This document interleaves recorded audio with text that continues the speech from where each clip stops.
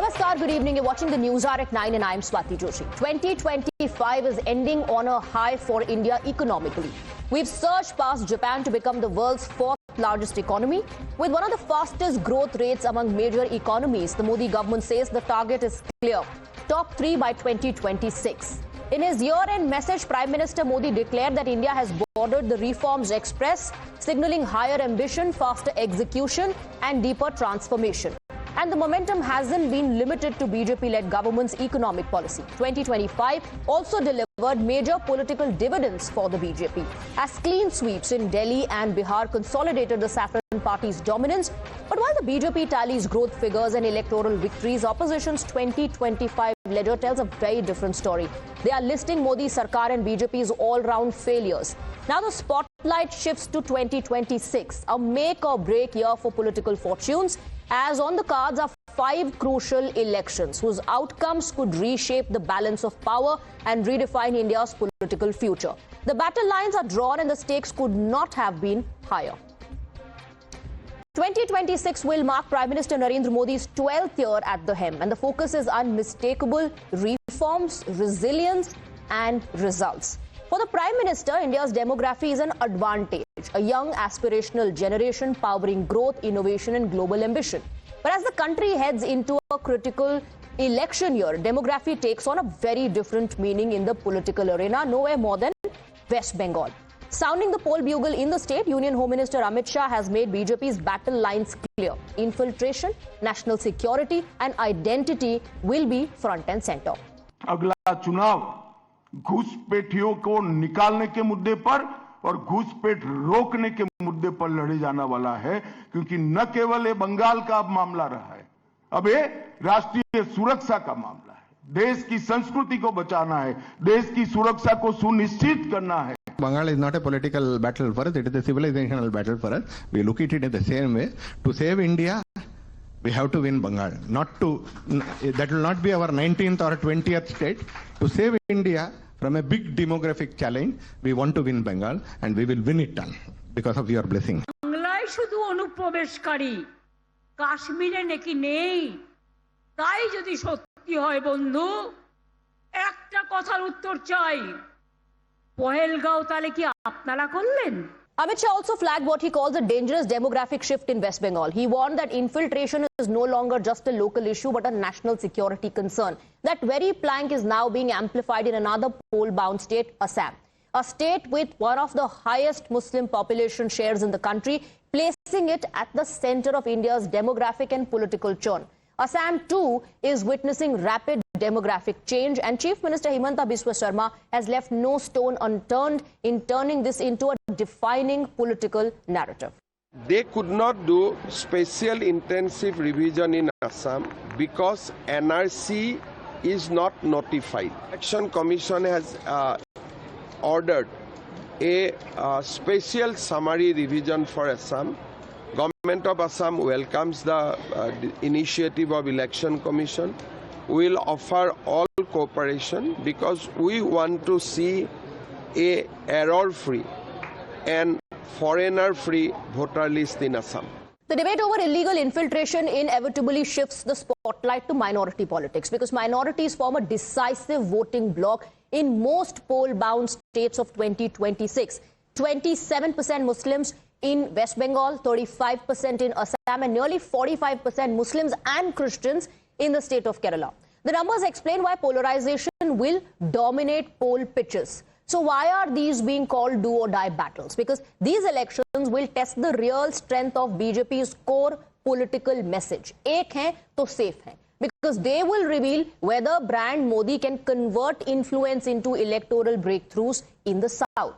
For the BJP, that already controls around 40% of all MLAs across India, victory would seal political dominance. But for the Congress, this is nothing short of an existential fight. Rahul Gandhi's party is grappling with serial poll losses, shrinking footprint, and a crumbling alliance ecosystem. Within the INDI bloc, fault lines are now out in the open, from DMK versus Congress to left versus Congress, from Tamil Nadu to Kerala. The unity is fraying. As the BJP pushes into long-held opposition bastions, the big question heading into 2026 is this: Can regional satraps still defend their fortresses, or is the political map of India on the verge of a redraw? You're watching the News Hour at 9. Debate number 1 on Times Now. Super Prime Time. So let's open this up and go across to our guests. We're joined by Dr. Ajay Alok, National Spokesperson of the Bharatiya Janata Party. We have Dr. Anand Ranganathan, author.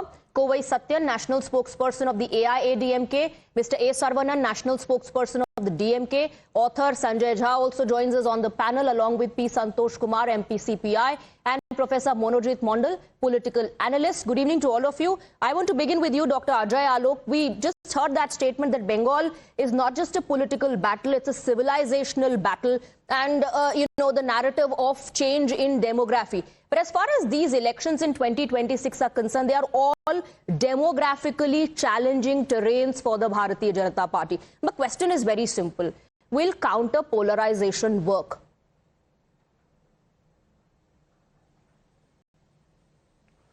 See, it's not a matter of polarization or counter-polarization. People in West Bengal, since I belong to Bihar, and many Biharis are settled there, almost 1.5 CR on an average estimate. They have been saying this for the last 15-20 years. Bengal is changing. It's deteriorating. Change for good and change for bad.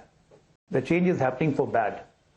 What we used to tell about the rich cultural heritage of Bengal, right from Rabindranath Tagore to everyone, the kind of poets, the kind of literature, the kind of Hindu ethnic culture, the representation of Bengal was the maximum all across the globe. Today, that thing is gradually fading because of demography change. So this is the cause of concern. Elections are not meant that we have to win it because it's an election. No, we have to win it because we want that Bengal to be a part of India.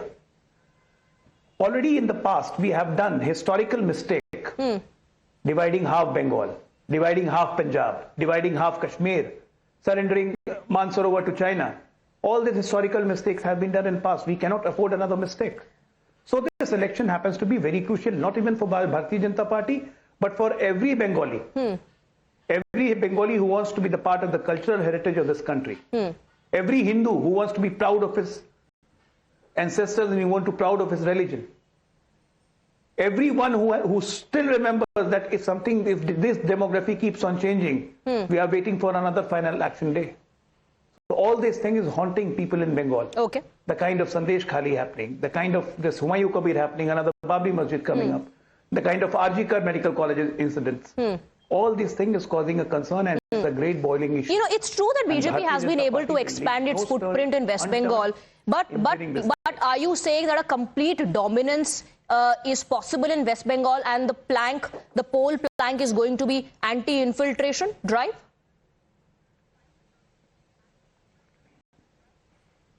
That is our major poll plank: anti-infiltration and changing demography, preserving Bengal. That is the major poll point. And everyone, and the people of Bengal are convinced that with Mamata Banerjee and with her appeasement, the only way out is to remove her.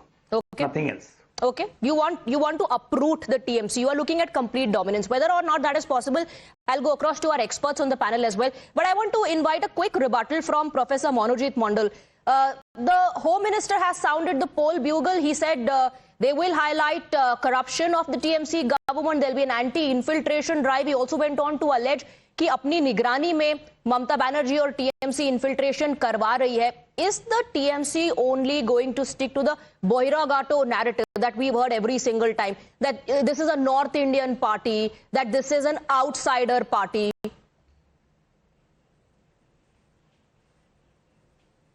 I think the TMC doesn't need to, flaunt this narrative. BJP's Mr. Amit Shah yesterday himself made it clear that he has no idea about Bengali culture, Bengali civilization. Could not even take the name of the greatest son of Bengal correctly, Rabindranath Tagore. He called him Rabindranath Sannai. You just quote. Please show those statements from Mr. Amit Shah. So we do not really want to fight BJP on the issue of tradition and culture when they do not have any idea about Bengali culture and Bengali tradition.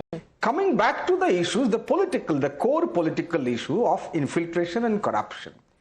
I want to ask the BJP spokesperson that is present here. First of all, I wish you all the very best for the new year. Nonetheless, this is a political debate that will continue. How many people, those who were arrested in 2014 about corruption, how many of them have seen the conviction? Not a single one. Infiltration, point number 2. Who mans the border? We all know. This is a question that we are asking ad nauseam, without finding any answer whatsoever. Even now, the SIR is going on. Even now, we are asking the same question. How many Rohingyas, how many Bangladeshis, how many illegal Indians you have found in your draft list? Show us the list. This is a narrative that BJP has been planting for the last 7-8 years, since 2017-18. They got some benefit in 2019. They could successfully polarize the people for the time being.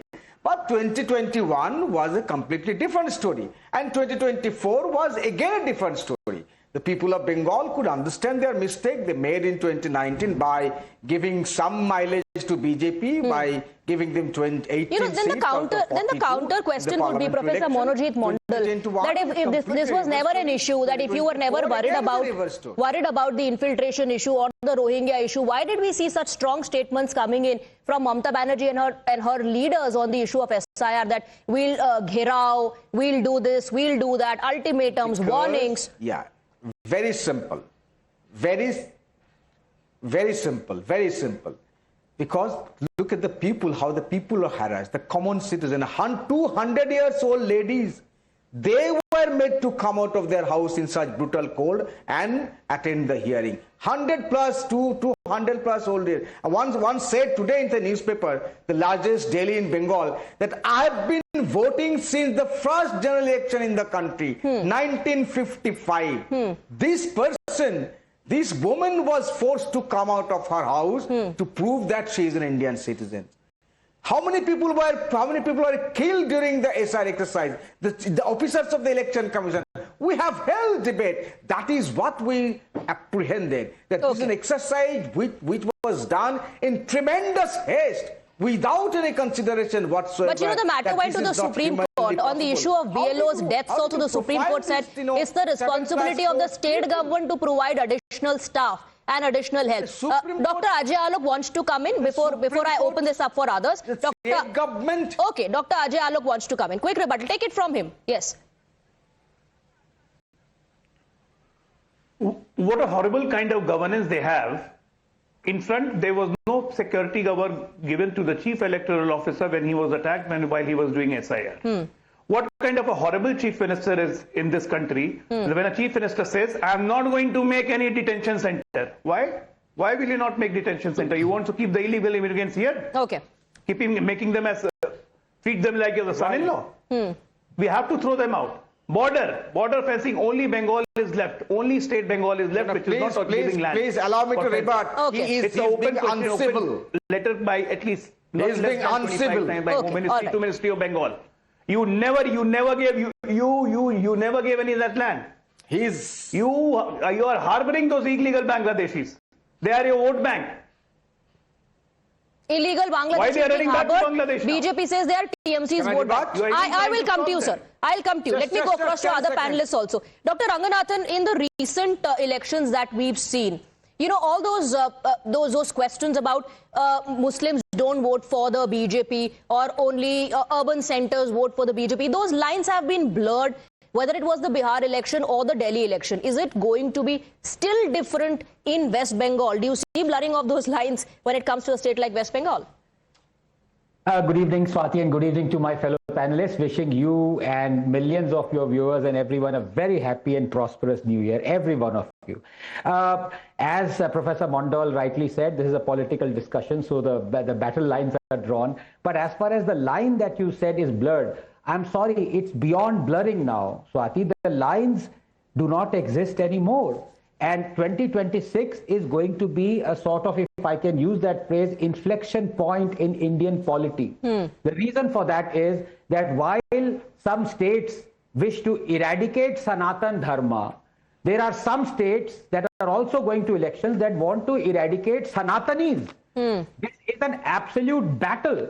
And if you believe that I am prone to hyperbole, maybe. But I will give you just the facts.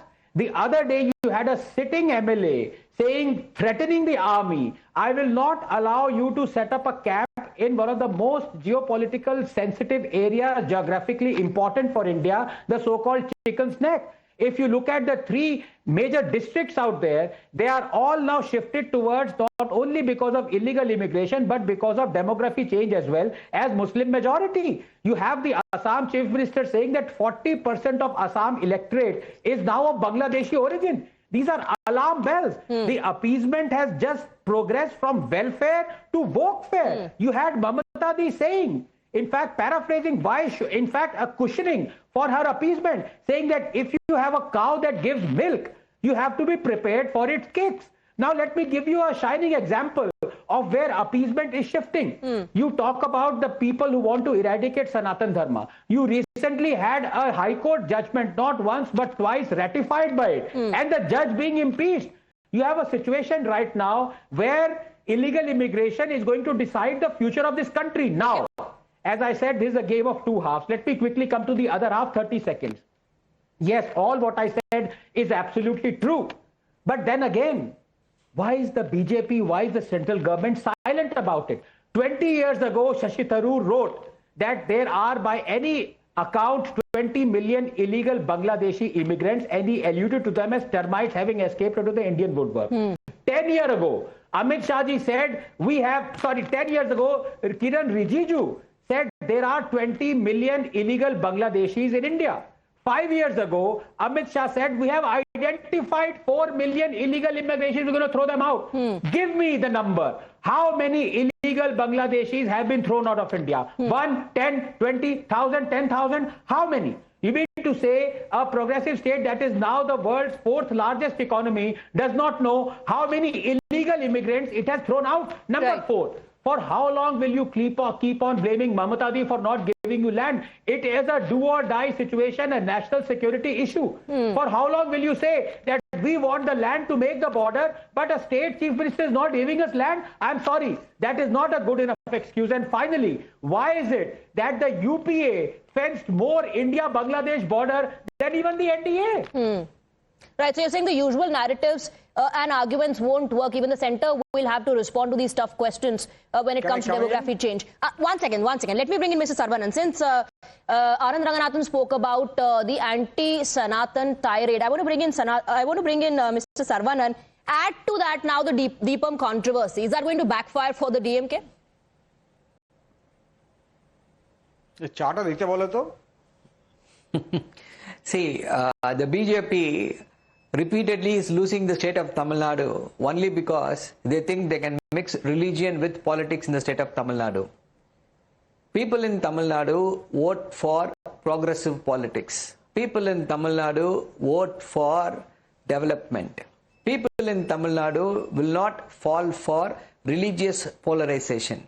That is the uniqueness of the people in the state of Tamil Nadu. That is why Tamil Nadu is also grown to such a good extent. When you compare the growth of the state of Tamil Nadu with all the other states, Tamil Nadu stands unique. You take whatever metric, whether it be an economic metric or a social welfare index, anything, Tamil Nadu stands apart, stands unique, and the economic growth, the GDP growth, which is pegged at 11.9%, is unparalleled. And GSDP wise, Tamil Nadu is the top state in the entire country. Why? Because we shunned religious polarization. We shunned Hindutva. We wanted people, you want to practice religion, please practice religion. That is your private sphere. We will not interfere. We will not mix that. That is a private sentiment. We will not mix that's that only that argument. Very, very clear. Or is that argument only reserved for Sanatan Dharma? Everyone else's support is fine. Your own ally, when you spoke about development and GDP ratio, your own ally is taking pot shots at you. Add to that a new entrant in the political fray.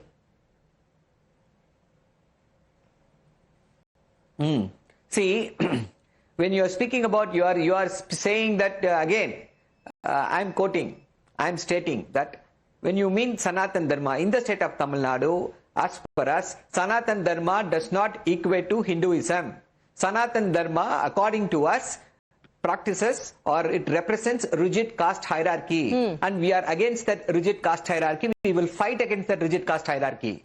So that was my first question. My second question was on your ally taking pot shots at you. Stalin made it very, very clear. Just a moment. Okay. Allow me to speak. Yes, Allow me to speak. Go ahead. Allow me to speak. You allowed everybody else. Go ahead, sir. Yeah. So our leader, the Chief Minister, Mr. M.K. Stalin, made it very, very clear. They said,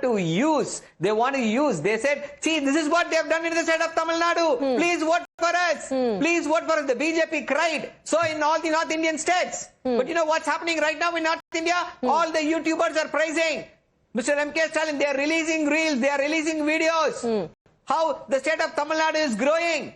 How the state of Tamil Nadu is an example. A model which has to be followed. Please don't follow Gujarat model.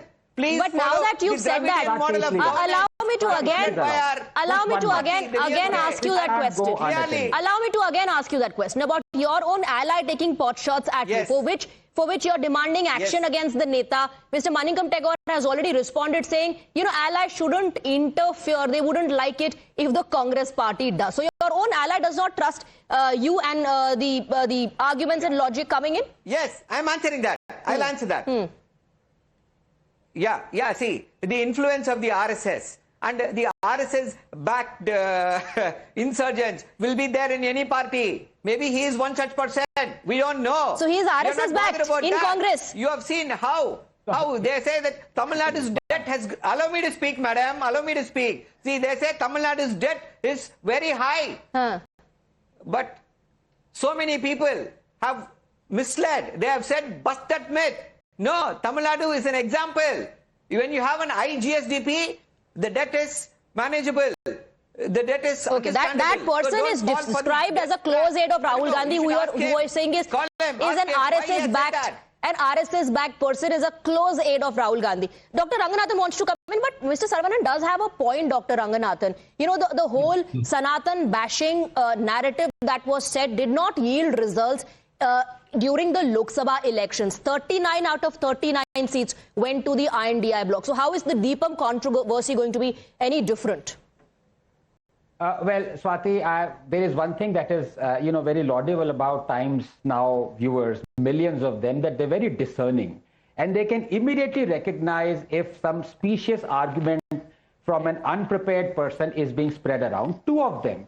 If Tamil Nadu government says we are against Sanatan Dharma because we are against caste hierarchy, then why can't they say we want to eradicate Islam? Because there is as much caste hierarchy in Islam as there in Sanatan Dharma. Number two, for someone to say Tamilians and Tamil Nadu state does not fall for communalism, that is why it is number one in all the economic parameters, and says don't follow Gujarat model. Now you must give me 45 seconds. Sure, Gujarat is communal. Then why is it ranked one amongst all large states in per capita GSP? Why is FDI as a percentage of GSDP the highest? Gross fixed capital formation for industries. Why is Gujarat ranked number one in pharma industry output? 33% of India's drug manufacturing, 28% of pharma export. Gujarat is ranked number one installed power capacity, 60,000 megawatts. Gujarat is ranked best performer in Niti Aayog startup ranking with more than 14,200 registered startups in Gujarat. 7% of all startups in the country. Gujarat is ranked number one as the best governed state in composite 58 indicator good governance index. Gujarat is ranked under BRAP 2020-24, a top achiever in the ease of doing business. Over 3.5 million MSCs are running in Gujarat. Gujarat is ranked number one in energy and climate index. Gujarat is ranked number one in green energy, rooftop solar power generation. 32nd, having 30% of all installation in India. Ranked number one, now having 41 gigawatt renewable energy projects. Gujarat is ranked number one as India's export hub, through which 30% of our total exports are penetrated. Gujarat is ranked number one in export preparation index 2021. Gujarat is ranked number one in bagging most business projects, 14.7% of total project. Maharashtra is next 12%. All this is happening because Gujarat is communal or Gujarat is secular. Why are you spreading specious argument, my friend? Learn Mr. some Saravanan, logic and rationale. do come in. Give us some time, Dr. Ranganathan, to register all of that. Go I'll ahead. answer that. Take your time. Take your time. Please, let me answer.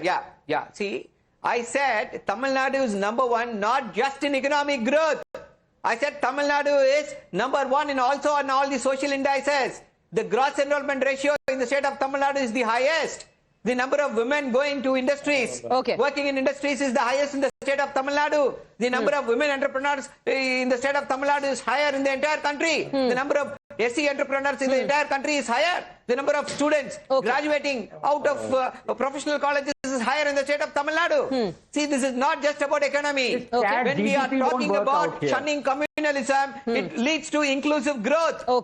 We are not bothered about... By inclusive growth and shunning communalism, do you mean only participating in festivals of a particular community?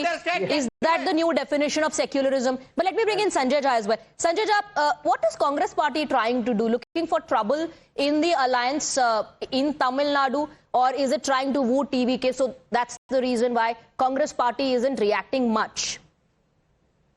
Good evening, Swati, to you and to all the panelists on the program.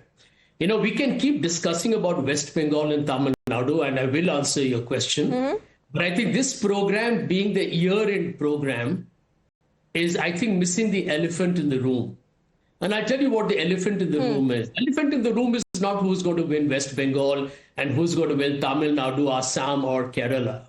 The elephant in the room is, where is India headed? And since this is December 31st, a happy new year to everybody. But I think there is a lot to worry about as a country, which is beyond all these state and regional politics. I'm going to quote you in half the time that Anand Ranganathan, my friend, took. 5 things that I want every panelist on this program and the viewers to think about. There's a young boy, 24 years old, called Angel Chakma, who had to plead for his life saying, I'm not Chinese, I'm Indian. And he's killed in Dehradun. I want to know how many people on this program are going to hang their head in telling a lie, my dear friend. We killed our own. I don't want an interruption, Ajay. Let me finish. I do not interrupt you. Let me finish. Point number 2. A BJP... what you're saying is... No, Ajay Alokji, allow him to make his point. Chakma, the Uttarakhand police has come up with everything. Can I speak without... Allow him to make his point, please. I have come, I think after half an hour in the program, don't get so excited or restless, Ajay. Listen to the truth, it hurts. It hurts anybody with a heart to know that a young boy in Dehradun had to beg for his life, and he was an Indian. And he was killed because many people from the party that you support and the supporters of your party believed he was the Chinese. It's a moment of shame, Ajay, like it or not. It's a moment of shame. The one who killed that Angel Chakma was a Manipuri, and he was killed by a fellow Manipuri. And our judicial system allows him to go. And the lawyer who was defending the victim have been nabbed. Will this guy keep quiet today? Ajay, you are... And this kind of narrative, what you're saying, that he was an Indian, he was pleading, that's wrong. I think you should leave the BJP. You're looking disturbed. You're not happy there. I can tell you're not a happy man. You should leave the BJP if you have got an iota of conscience. Let me come to the second point. Swati, for the record, I have not spoken... I never expected you to... Okay, Ajay Alokji, allow him to finish. Allow him to finish. Speaking till I'm heard. Yeah. Point number 2. A BJP leader commits the most dastardly rape on a girl. We all know what she went through and know now. And the judicial system allows him to get a bail until it goes to the Supreme Court. Guess what the lawyer of the lady said? There was pressure from the governments to get this man released. That's the India we have become. We have all seen, if you haven't seen, ladies and gentlemen, look at the Bajrang Dal and other hooligans who so are part of the RSS Sangh Parivar, attacking Christians on Christmas, taking down Santa Claus pictures. Yes. I mean, what is India becoming? Point number 4 cannot be ignored. Suvendu Adhikari from West Bengal, and I want Mr. Mondal to come in on it. He wants a Gaza-type solution to happen in India. Is that not an open call for genocide and ethnic cleansing? And my last point, are we going to be quiet through all this? Because Mr. Modi is remarkably silent. But I think at the end of the day, when the RSS runs this country and the RSS features on the New York Times front page, and it talks openly about how the RSS is effectively taken over various organs of this government, whether it's defense, whether it's education, whether it's the police, whether it's judiciary, then as But a Sanjay country, Jha- Swati, we need to be seriously worried as we enter into 2026. All right, Sanjay Jha, legal action has been taken against the people that you're talking about. That's You're not raising the point. absolutely important issues. Law is taking its Can I come in? course. Can I come in? Action is being taken. No, there are incidents of lynching being reported from opposition ruled states as well. I understand when you question the mindset. I understand when you say, where are we moving in terms of being a society? But let me bring in Mr. P. Santosh Kumar. 1 second. Manojit Mandalji, please allow Santosh Kumar to come in. I want to take this back to how we started. Allow me to respond. We're talking about the upcoming elections in 2026. Ajay Alak, I'll come to you. You'll get a chance to rebut Sanjay Jha. Let me bring in Mr. P. Santosh Kumar. He hasn't spoken. Is it about existential crisis for the left? Should you be worried if local body polls, their results are an indicator? Good evening and a very happy New Year to you all. First of all, it's not an existential issue for us. We are hopeful of retaining the power in Kerala. Of course, the local body elections were not up to the mark as far as our expressions are concerned. But there is a decline of 4% of votes, and left is making every attempt to come back. And I am hopeful of retaining the power in Kerala. And for us, a lot of factors are in favor of us. For example, Kerala has gone up tremendously during this one decade. And our forces are united, and whereas Congress is a divided house, and BJP can't make much inroads in Kerala. A lot of factors are there. So anyway, we are hopeful of retaining the power in Kerala. And I should accept the fact that there was a setback in the local body election. I do agree. And as I told you repeatedly, there was a 4% decline in our vote share. But that does not mean that that is finished in our country. We will come back for sure. And we have made a detailed private action also. So you're saying local body poll results will have no impact on the assembly elections? I do agree. See, after all, in a democratic setup, it is in the hands of the people. So we have to accept that reality. I do agree with you that it was a setback for LDF. We could not achieve that much of seats. Our expectations were higher. But it does not mean that the left is going to lose in the election, assembly election, because Kerala's No, I'm not saying that. I'm not talking about whether you're going to lose or not. But in case the outcome is not in your favor, will it be a big question mark on your existence? Because since 1977, you've been in power in at least one state in the country. You did not allow me much time, so allow me 2-3 minutes. The point is that Kerala, that voting style and the pattern is different from elections to election. For example, in Lok Sabha election, Kerala always used to vote in favor of the Congress party, mainly. But that does not mean that they always support Congress party or other forces in Kerala. In local voters, these patterns keep changing. So, believe that in the Lok Sabha elections, we have lost heavily, but it could improve our performance in the local body election. So what I'm trying to convince you is that after all, it is in the hands of the people, I do agree, but we are hopeful of retaining the power in Kerala. And this has given us a chance to make self-introspection. So we are doing the same.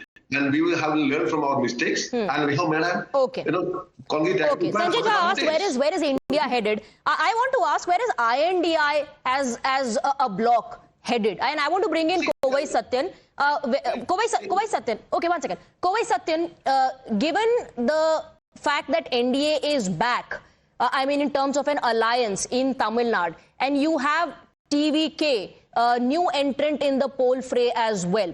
How does this play out for you? How does it play out for AIDMK? Is AIDMK also, working on the Hindutva stance of the Bharatiya Janata Party? Are you targeting DMK on other issues like corruption?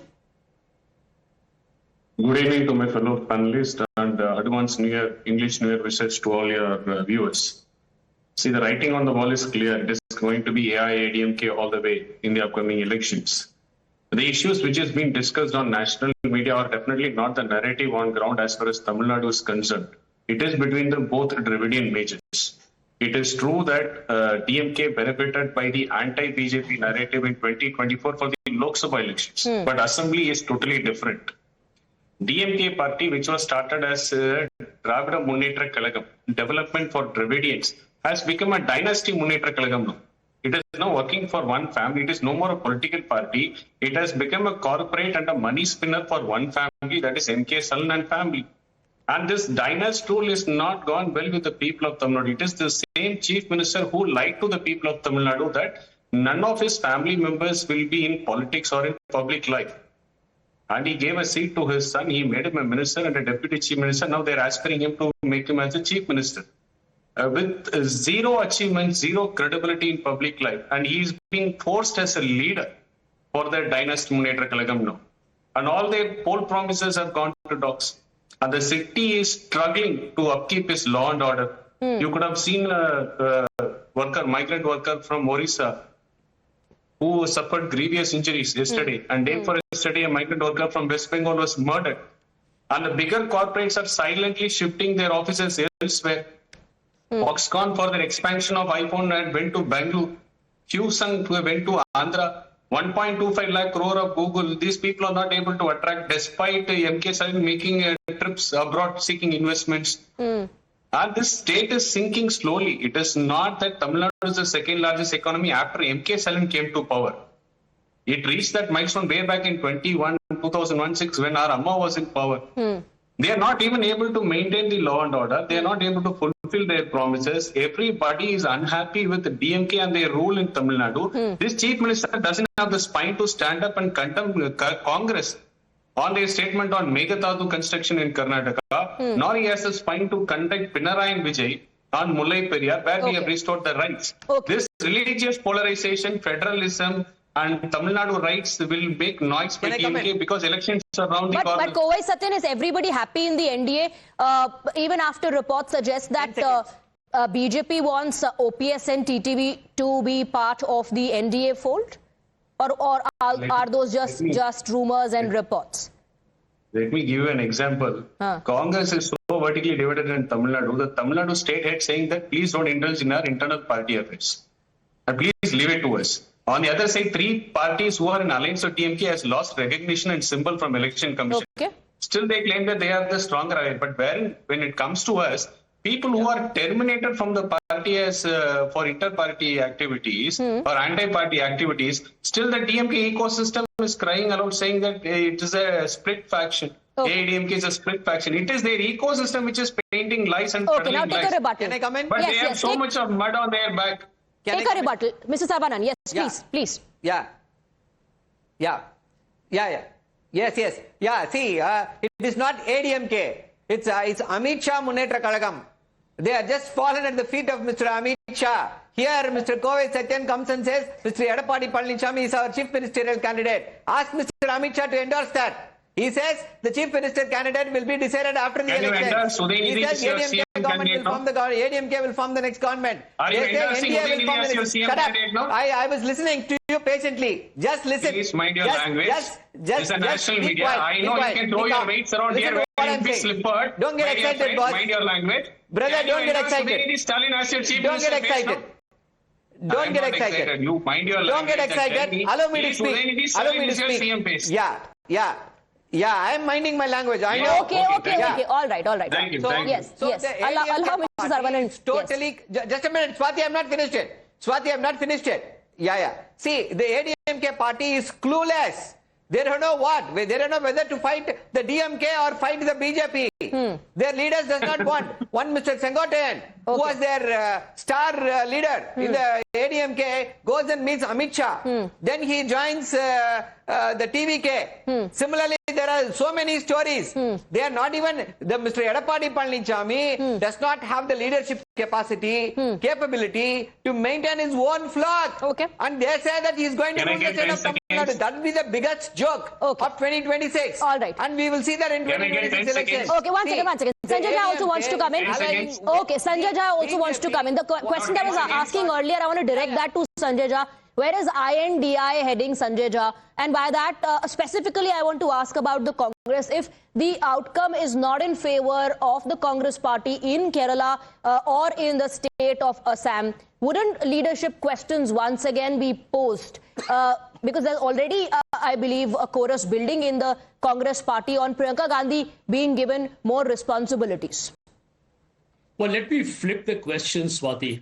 I believe that my friend Sarvanan from DMK is absolutely right, that the DMK-Congress alliance is going to come back with a bigger majority than it got the last time in Tamil Nadu. Anybody who follows basic statistics of India's growth will see that Tamil Nadu is right on top. And by the way, let me even tell you about Kerala. I agree with you that the last time the Congress was complacent on the assumption that it's a swing state and it will come back to it automatically, because there were a lot of questions being asked of the CPM government.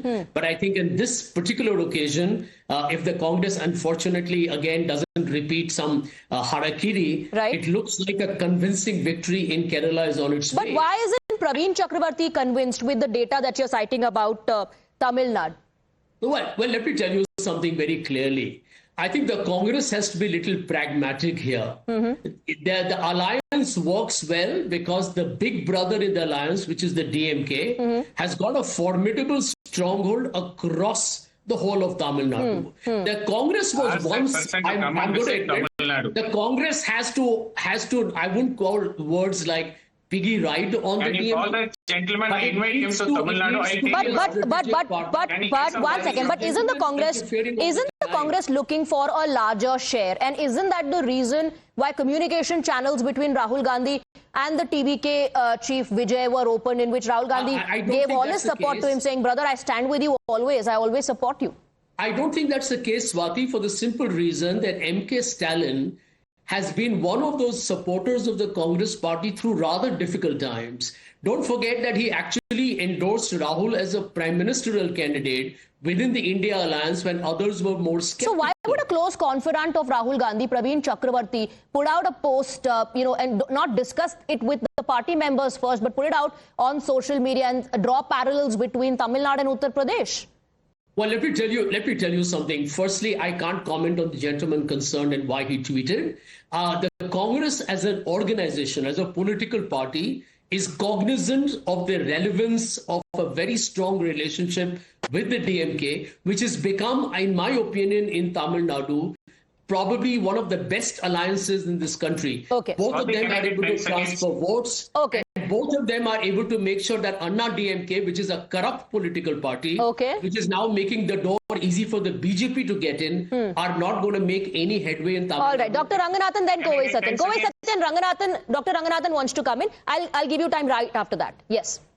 Yeah, thank you very much, Swati. Very quickly, couple of points. Now, you talked about the Unity of India alliance. Now, it is absolutely an opportunistic alliance. Right now, this is the thing when you throw crumbs of appeasement. What has happened is that the people to whom you've thrown the crumbs are not fighting. The people who've thrown the crumbs are fighting. Right now, you have the sitting Chief Minister of Kerala blasting Congress-ruled Karnataka for perpetrating bulldozer justice. He's not against Yogi. He's talking about what's happening in Karnataka. You have the Kerala CPIM, who is blasting the Congress for accepting 1,600 crores from anonymous electoral bonds, saying that you are talking about a scam being perpetrated. You are profiting from that scam. You have right now, when you talk about the instance of DMK, where openly felicitating the killer, the terrorist killer of Rajiv Gandhi, Congress did not condemn it. CPIM condemned it. They are fighting among, and I haven't even come to Kejriwal, they are fighting amongst each other. But now please give me 30 seconds. And it's very important because I cannot go fake narrative, go unchecked on your wonderful show. Mr. Ajay Alok is absolutely right as far as facts are concerned. The police has refuted the racial angle to that horrible tragedy, and two of the perpetrators are actually from the Northeast. So he's factually correct there. Number two, Swati, I ask you a rhetorical question. What would happen if I were to blurt out instance after instance where you have non-BJP ruled states crimes happening there, what would be the impression you would have? You would have the impression that all crimes are happening under the opposition ruled states, in the opposition ruled states. All crimes are happening where the Hindus are being discriminated. The fact is both sides are there. The crimes are happening in BJP ruled states as well as the non-BJP ruled states. So we know who Akhlaq is, but we don't know who Khitaram Bhil is. We don't know who Jayant Bhati is. We don't know who Bharat Yadav is.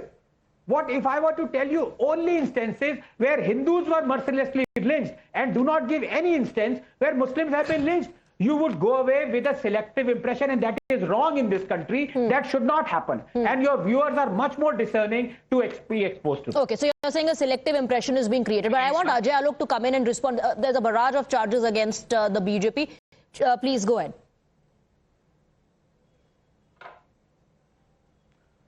Number one, already Dr. Anand has already said about that Chakmaya, the boy incidents in Uttarakhand. A false narrative is always tried to put up upon. I don't know why. People are in a habit of telling lies. Now this man, the DMK spokesperson, he said we have shunned Hinduism. You don't have that audacity to say that again. No one in this country can shun Hinduism and go on. People of Tamil Nadu will shun you. That is for sure. Now you talk of corruption. How many ministers of the DMK government has gone in jail? What are the observations of High Court, Tamil Nadu Madras High Court, about the corruption of your government? And in the same instant in Kerala, the massive gold scam where Chief Minister is himself involved. Problem is you guys can't give good governance to people. You can shun Hinduism, but you can embrace Islam. You can embrace any other thing. But you shun Hinduism. You called Sanatan, you were saying names about Sanatan, that it talks about caste rigidity. The biggest caste is the biggest communal people you are, and you are trying to give us lectures. In Kerala, I'm telling you, in Kerala, today we have a municipal corporation, we have a mayor. In Tamil Nadu, we will have a government. And DMK for sure is going out. No doubt about it. Okay. Quick rebuttal from the rhetorics, the similar thing Sanjay Jha used to say about Bihar elections. Okay, quick rebuttal from P. Sandosh. And then Mr. Sarvan. 1 second, no. Allow P. Sandosh to come in. Yadav, who is convicted. Allow P. Sandosh to come in first. Then Mr. Sarvanan, please. They carry corruption in one. They carry corruption in one hand and secularism in another. This is the P. problem. Sandosh. I'm not getting you. What should I say? P. Sandosh, I want your reaction on what Dr. Ajay Alok was citing, the local body polls, the impact of that. I would like to advise Mr. Ajay to study in detail the poll results of Kerala. BJP has lost many Gram Panchayats. Trivandrum, of course, they have a mayor. That too with the support of Congress party and with the active support of Shashi Tharoor-like leaders. And BJP lost many Gram Panchayats. There were 2,000 wards total increase. Now BJP got a mayor, you are gradually becoming an extinct species. Think about yourself. Brother, there is no point in arguing like this. I challenge you to go through the details of the local body polls. I am ready for a debate on that issue. BJP lost many Gram Panchayats. Trivandrum, of course, you have won. And if you check the vote share, you analyze it properly.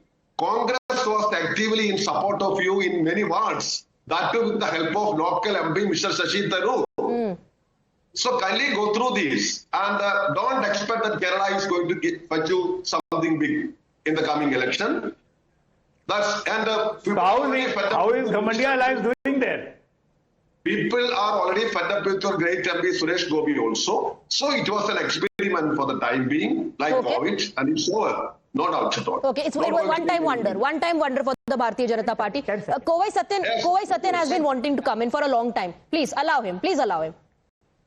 Let me tell you, people who talk about individuals leaving the party in a big time, let me tell you what's happening on the ground. 2-3 rallies that highlighted Udaynidhi Stalin in the face of the party has sent shocker and shiver waves to her aunt Kanimoli. Suddenly she jumps into the ring and she started a rally of her own. So the power struggle within the family has already started in DMK. But unfortunately, people who support DMK and who say they are formidable alliance, I invite Mr. Sanjay Jha to come to Tamil Nadu at my expense. I'll put him in a rally caravan of my leader. Let him go and see what's the ground reality is, rather than getting the current affairs knowledge from social media and other sources. Come here, sir. I'll invite you. Okay. It is my offer to you. 178 constituencies our leader has completed, and see the lakhs and lakhs of people who are supporting him on the ground, when the chief minister is not able to even step into one constituency. And they are contemplating to shift constituency from Kolattur. He is contemplating to move to other. Udinidhi wants to run away from Chepak. This is the ground reality. Okay, ground reality is different from what DMK is portraying. Mrs. Saravanan, then Professor Mondal. Professor Mondal after Mrs. Saravanan. Yes, see, the BJP speaking about corruption is the most farcical thing this show had ever seen. If there is a corrupt party, there is none other than the BJP. How much money they have in their kitty? 6,000 crores. How is that made possible? By electoral bonds, by extorting, using ED, income tax and the CBI. And they have the temerity to speak about corruption. And this PM Cares fund, the most opaque fund, you got money stating that this is a government fund, and see, nobody knows what the money, how much money is there, how the money is spent. If we speak about the corruption of the BJP, one day is not enough. That is the kind of corruption the BJP has made. And what about Mr. Ajit Pawar? Is he a saint? Was he a saint when he joined BJP? Who is Hemanta Biswa? What did Mr. Amit Shah speak about Hemanta Biswa? And Suvendu Adhikari? What was the comment of Mr. Amit Shah? 70,000 crores. That is the scam of Mr. Ajit Pawar. And who's he now? The darling of the BJP in Maharashtra. And BJP has the audacity to speak about corruption. Wonderful. And here, coming to the state of Tamil Nadu, you can't talk about Tamil Nadu ministers. Amit Shah, who said you can't talk about the your chief most corrupt minister. party in the entire country is in ADMK. Okay, take a rebuttal. You are scared about talking about They DMK. have allied with ADMK. You are scared about talking about DMK whitewash minister. the crimes of the ADMK party. Just a moment, sir. Just a moment. And the cases that are pending against the ADMK minister. Talk about DMK, they are sir. scared. They have looted the public You are money. roaming all over they don't India. want to get into the crosshairs of the enforcement directorate. They are Sir, scared. talk about DMK, this sir. alliance, this You are roaming all over ADMK-BJP India. alliance But not is talking about made at your own state. gunpoint of showing the You are not arrest talking of about your own chief minister. the arresting power of the enforcement directorate. The arresting power of the enforcement directorate is directly proportional to the number of seats the BJP is going to get with the ADMK. They are bargaining with the ADMK party using the enforcement directorate, and that is why people of Tamil Nadu would not vote for ADMK or the BJP. That we'll have to wait and see, Mr. Saravanan, who people vote for. That we will have to wait to see. That we'll have to wait to see. Let the elections take place and allow people to make that choice. Professor Mondal wants to come in. Go ahead, please. Swati, I wanted. No, I mean, I do not want to dignify the uncivil comment by the BJP spokesperson when she calls Mamta the horrible chief minister, because that is their forte, insulting and You've forgotten Dushasan, Duryodhan, one of the most Shakuni. important political leaders, lady political leaders in the country. Now, come on, hang on. You talk about corruption. Chief Minister who just denies to make a detention center for illegal immigrants is horrible. Takes all the corrupt leaders in their fold, starting from Subhendu Adhikari, Hemanta Biswa Sharma to Ajit Pawar. So BJP talking about corruption, meaning that the devil is actually. We have seen what TMC does with 2,000 rupees notes time. The angels are being killed.